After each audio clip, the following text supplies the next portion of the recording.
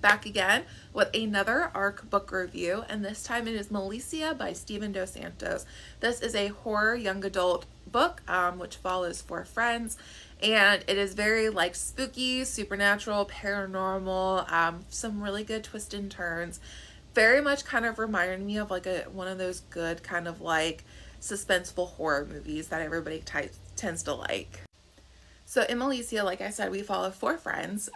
They are heading to an island off of the coast of the Dominican Republic to a theme park called Malicia. And this theme park was shut down several years ago after a tragic massacre occurred, in which many people who were visiting this theme park were killed. And no answers have ever been forthcoming about what caused this tragedy. No one was ever caught. Nobody knows what happened. So these 4 friends are heading to the island in the hopes of getting some answers. Specifically Ray, whose family actually owns not only the island but the theme park, and his mother and older brother were killed in the massacre.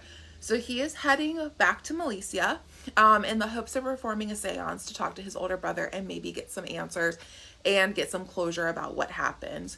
We also have Isabella, who is heading there with her friends, and she is hoping to go into journalism, and she is documenting this entire experience.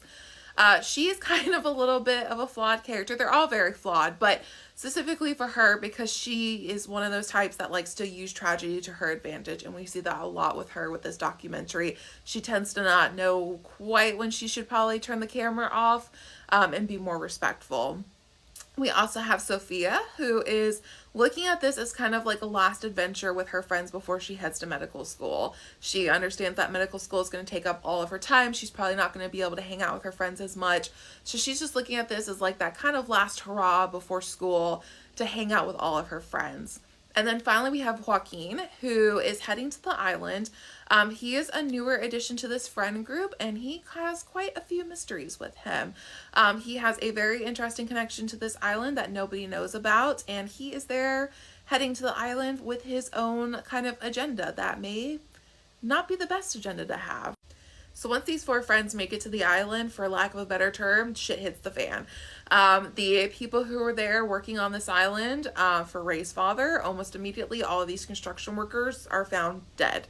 Only one of them is alive, but he's there's definitely something wrong with him. The 4 friends cannot figure out what's going on with this guy.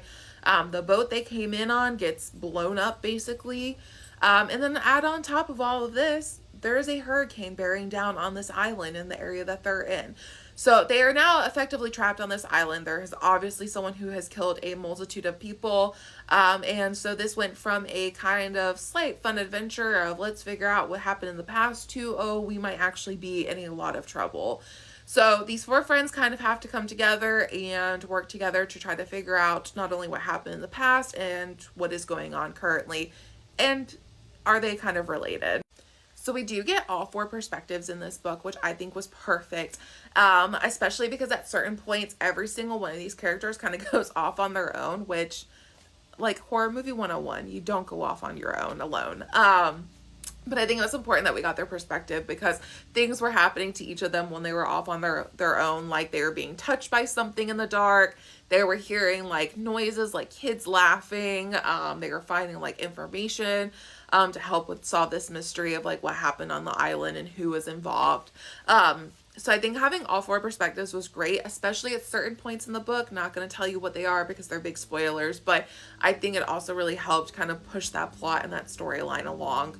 Another thing I really loved in this book was Stephen Dos Santos. He brings in a lot of like culture and history into this, and he kind of weaves that along with like the legends and the myths of Malicia as the theme park.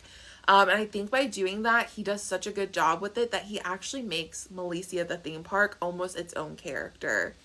Like it almost actually feels like that is like a 5th main character in this book because of the way he just like kind of weaves all of this stuff together. So this book does release on June 4th. I think it's perfect if you love like spooky kind of horror suspense, like that's kind of like your vibe. If you like things that are, you know, got like paranormal and demonic kind of parts to it, and also just a really good, you know, friendship group.